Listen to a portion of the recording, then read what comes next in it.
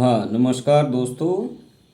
आज की इस महत्वपूर्ण चर्चा को शुरू करते हैं और आज की इस महत्वपूर्ण चर्चा के अंदर कंपैरेटिव पॉलिटिक्स के ऊपर जो हम अपना वार्तालाप कर रहे हैं, कंपैरेटिव पॉलिटिक्स के ऊपर आज फिर से एक महत्वपूर्ण अप्रोच के बारे में या महत्वपूर्ण सिद्धांत के बारे में हम चर्चा करने वाला, जिसका विषय है साइबरनेटिक्स। और जो साइबरनेटिक्स का जो टॉपिक है कंपैरेटिव पॉलिटिक्स के अंदर UGC NET SET college CAT या पीजीटी के पेपर के अंदर बहुत ही महत्वपूर्ण है। इसके साथ साथ हम मार्क्सवादी सिद्धांत की बात करेंगे, पॉलिटिकल सोशलाइजेशन की बात हो, पॉलिटिकल सोशोलॉजी की बात हो, पॉलिटिकल कल्चर की बात हो, इन सभी बातों को भी हम आज की चर्चा के अंदर टच करने की कोशिश जरूर करेंगे। और जैसा आपको पता है कि हमारे इस चर्चा का जो ऑब्जेक्ट रहता है वो एग्जाम पॉइंट ऑफ व्यू के हिसाब से इन टॉपिक से जो भी महत्वपूर्ण प्रश्न आज से पहले बने हुए हैं या बनने की संभावना रहती है, उन सभी एस्पेक्ट को टच करना रहता है। तो चलिए साइबरनेटिक्स के ऊपर बात करते हैं। तो जो साइबरनेटिक्स है ये अपने आप में एक यूनानी भाषा का शब्द है और जिसका अर्थ ये रहता है या अभिप्राय ये रहता है आगे बढ़ना रहता है। रोबोट विनर तथा रॉस एशवे इसके मुख्य प्रतिपादक या सिद्धांतकार रहे हैं। और संचार सिद्धांत के अंदर क्या है, संचार पर बहुत अधिक बल दिया गया, ना कि परिणाम पर। साइबरनेटिक्स की बात हो संचार सिद्धांत के अंदर निर्णय निर्माण की प्रक्रिया से अपने आप में क्या है, संबंधित है, जिसके अंदर सूचना को अत्यधिक महत्व दिया जाता है और विभिन्न संरचनाओं में सूचना के प्रसार का क्या है, अध्ययन किया जाता है। संचार सिद्धांत के अंदर जो अपने आप में व्यवस्था सिद्धांत से ही संबंधित रहा है और जिसका जो निर्माण है कार्ल डब्ल्यू ड्यूश के द्वारा किया गया और इनकी जो महत्वपूर्ण रचना द नर्वस ऑफ गवर्नमेंट 1963 के अंदर लिखी गई और महत्वपूर्ण एक बुक रही है। संचार सिद्धांत की जो तकनीक को, इसकी टेक्निक को साइबरनेटिक्स के हम कहते हैं और जिसका अभिप्राय ये रहता है कि संचार व्यवस्था के अंदर क्या है, व्यवस्था के अंदर क्या, संचार व्यवस्था का क्या है, नियंत्रण का प्रयोग करना रहता है। और इसके साथ साथ संचार व्यवस्था के द्वारा मानवीय व्यवहार को भी क्या है, इंजीनियरिंग की भांति उसको समझने या की कोशिश या समझने का प्रयत्न किया जाता है। कार्ल डब्ल्यू ड्यूच के अनुसार संचार के क्या अपने आप में दो मूल तत्व हैं, सूचनाएं, संरचनाएं एवं प्रवाह एवं प्रक्रियाएं। ड्यूच ने फीडबैक को भी क्या इसके अंदर महत्वपूर्ण माना है, जिसमें नकारात्मक जो फीडबैक है उसको भी उन्होंने शामिल किया गया है। और सूचना प्रभाव के अंदर चैनल लोड एवं लोड क्षमता क्या मुख्य तत्व रहते हैं। इसके साथ इसके अंदर अनुक्रियाशीलता की बात हो, विश्वसनीयता की बात हो, पृष्ठभूमि संगीत, तोड़ मड़ोड़, संचार सिद्धांत में लोड कैपेसिटी से क्या है, ये अपने आप में संबंधित रहते हैं। राजनीतिक व्यवस्था के अंदर क्या है, संचार क्या है, शरीर में संचारी तंत्र या नर्वस सिस्टम की भांति के समान होता है या नर्वस सिस्टम की भांति काम करता है। और संचार विश्लेषण के अंदर ड्यूश ने क्या है, चार तरह के मात्रात्मक तत्वों को शामिल किया, जिसके अंदर लोड, लेग, गेन और लीड को शामिल किया गया है। यहाँ से जो प्रश्न यूजीसी नेट सेट के अंदर कई बार पूछा है, और लोड, लेग, गेन और लीड, ये जो चार तरह के जो शब्द है, इसको अरेंज करने के आधार पर UGC NET SET college CAT और पीजीटी के अंदर कई बार यहाँ से प्रश्न बना है। इसके साथ साथ ड्यूच ने राजनीतिक व्यवस्था को क्या है, इसको भी तीन तत्वों के अंदर या उल्लेख करने का काम किया। फर्स्ट के अंदर वो नवाचार रख रहे, सेकंड के अंदर विधि और थर्ड के अंदर परिवर्तन, यहाँ सेल्फ ट्रांसफॉर्मेशन भी कहा जाता है।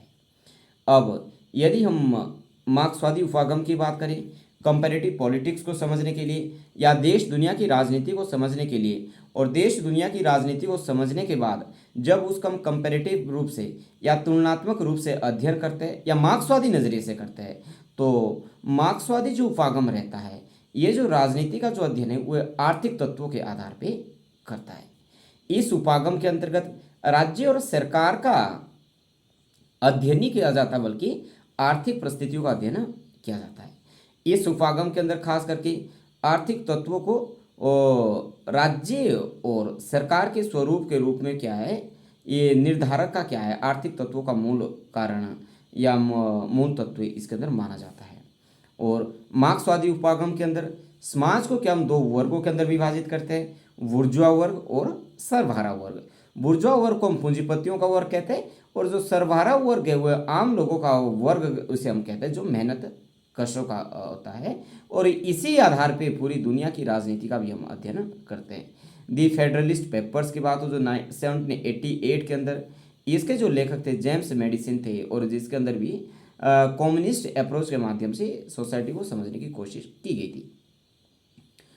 पॉलिटिकल सोशलाइजेशन की बात हो जिसको हम राजनीतिक समाजीकरण कहते हैं, तो पॉलिटिकल सोशलाइजेशन या राजनीतिक समाजीकरण का मतलब है कि एक पीढ़ी की जो राजनीतिक संस्कृति या उसके मूल्य है वो दूसरी पीढ़ी के अंदर हस्तांतरण करना ही राजनीतिक समाजीकरण कहलाता है। और राजनीतिक जो समाजीकरण होता है हमारा परिवार के अंदर होता है, विद्यालय के अंदर होता है, राजनीतिक दलों के द्वारा हमारा किया जाता है। आलमंड और पावेल के अनुसार या उनका ये मानना रहा है कि जो राजनीतिक जो समाजीकरण है वह राजनीतिक व्यवस्था का क्या मूल प्रकार्य रहा है। राजनीतिक जो संस्कृतिकरण है या जो पॉलिटिकल सोशलाइजेशन है या राजनीतिक समाजीकरण है, वह दो तरह का होता है, प्रत्यक्ष भी होता है और अप्रत्यक्ष भी होता है। अप्रत्यक्ष रूप से जो हमारा पॉलिटिकल सोशलाइजेशन है वह परिवार के द्वारा किया जाता है, परंपरा के द्वारा किया जाता है, या स्थिति जो भी हमारी थी उसके द्वारा किया जाता है। और प्रत्यक्ष रूप से जो पॉलिटिकल सोशलाइजेशन है वह राजनीतिक दलों के द्वारा किया जाता है, राजनीतिक आंदोलनों के द्वारा किया जाता है, या सामाजिक आर्थिक कारणों की वजह से भी हमारा क्या है, पॉलिटिकल सोशलाइजेशन होता है। यदि तुलनात्मक राजनीति के अंदर हम राजनीतिक समाजीकरण की बात करें तो यहाँ पे औपचारिक और अनौपचारिक तंत्रों की जांच का क्या है, प्रयास करता है, जिसके द्वारा क्या है, अभिवृत्तियां जो है उसको मन के अंदर बिठाया जाता है। ठीक है। राजनीतिक जो संस्कृति है, पॉलिटिकल जो कल्चर की बात हो, राजनीतिक संस्कृति शब्द का जो प्रयोग है वह सिडनी बर्बा के द्वारा किया गया है।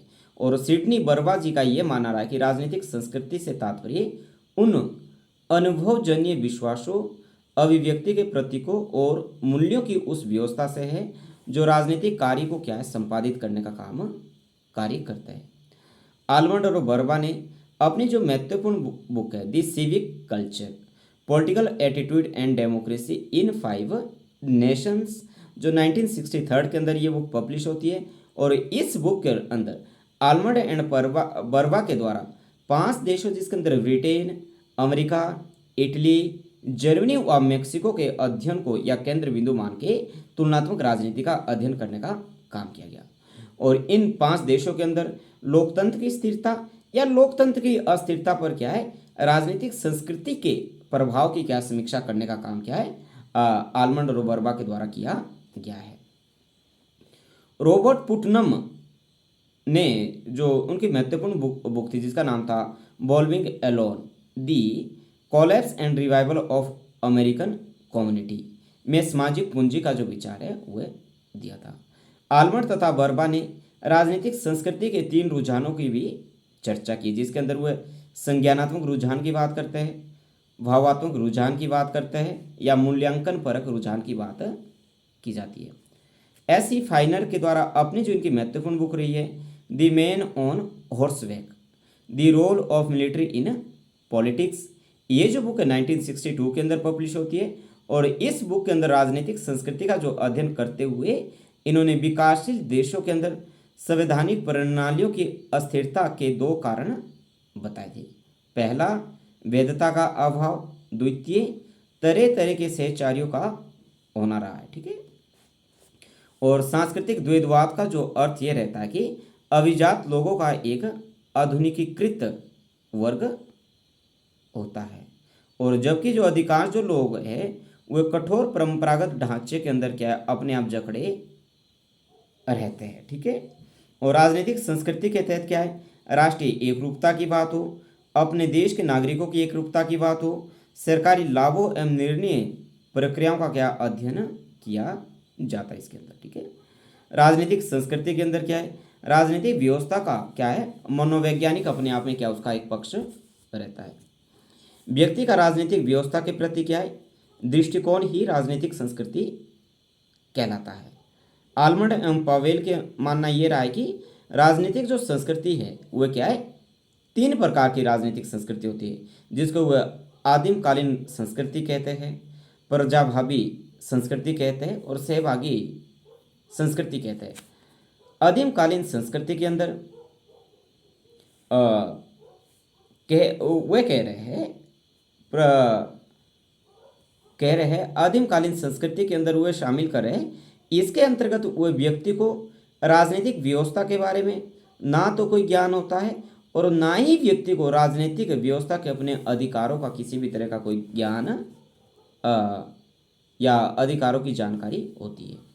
प्रजाभावी संस्कृति की बात करें तो इसके अंतर्गत व्यक्ति को राजनीतिक व्यवस्था के बारे में तो ज्ञान होता है, परंतु राजनीतिक व्यवस्था में अपनी भूमिका का ज्ञान नहीं होता। थर्ड, सहभागी संस्कृति के अंदर इसमें व्यक्ति को राजनीतिक व्यवस्था के बारे में भी पूरी तरह से ज्ञान होता है और राजनीतिक व्यवस्था के अंदर अपने अधिकारों, अपने उत्तरदायित्व के बारे में उसे पूरी जानकारी रहती है। आलमंड और बारबा ने क्या है, नागरिक संस्कृति का जो विचार दिया है, जो सहभागी संस्कृति और प्रजाभावी संस्कृति का क्या अपने आप में एक मिला जुला रूप है। सहभागी संस्कृति के अंदर आलमंड एंड बरवा के द्वारा यूके यूनाइटेड किंगडम को सम्मिलित किया गया है, जबकि जो भारत की जो संस्कृति उसने क्या है, अभिजात जन संस्कृति को बताया है। और सब्जेक्ट राजनीतिक संस्कृति आलमंड एंड बारबा के द्वारा चीन की विशेषता बताई गई है और संकीर्ण राजनीतिक जो संस्कृति है युगांडा और अफ्रीकी देशों की बताई गई है। यहाँ से भी जो प्रश्न है UGC NET SET college cadre और जीआरएफ का जो हमारी परीक्षा होती है, कईयों बार यहाँ से प्रश्न बना हुआ है। यदि पॉलिटिकल सोशलाइजेशन की हम बात करें, राजनीतिक समाजशास्त्र की बात करें, तो जैसे द्वितीय विश्व युद्ध के बाद क्या है, तुलनात्मक राजनीति के अंदर क्या है, हमें क्या अंतर विषयक उपागम को क्या है, इंटरडिसिप्लिनरी अप्रोच को क्या है, हमने बहुत अधिक इस पर बल देने का काम किया है, जो अपने आप में क्या है व्यवहारवादी क्रांति का ही परिणाम रहा था।